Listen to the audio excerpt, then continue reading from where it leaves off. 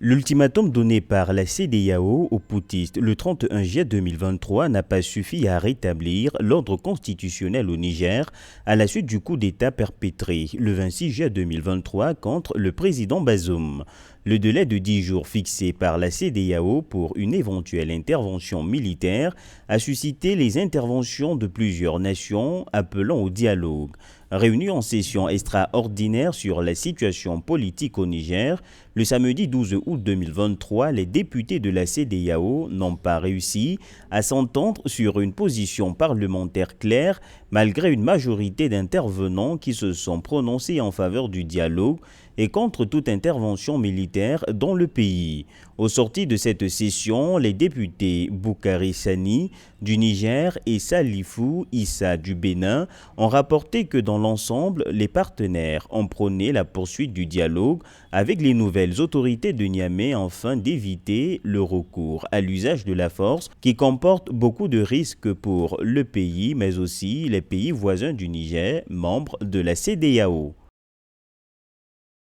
Lors de la réunion préparatoire du Conseil des ministres de la Communauté de développement de l'Afrique australe le 13 août en vue du 43e sommet des chefs d'État et de gouvernement de la SADC qui s'est tenu le 13 août à Luanda en Angola, le ministre angolais des Affaires étrangères et président du Conseil des ministres de l'organisation, Ted Antonio, a déclaré que la Communauté de développement de l'Afrique australe a enregistré une croissance économique de 4,8% en 2022, légèrement supérieure à celle de 4,7% enregistrée en 2021, malgré les défis auxquels la région est confrontée dans un contexte mondial défavorable. Cette hausse témoigne des avancées considérables menées par les États membres. La SADC est une organisation régionale qui a été fondée en 1980 et dont le siège est à Gaborone au Botswana.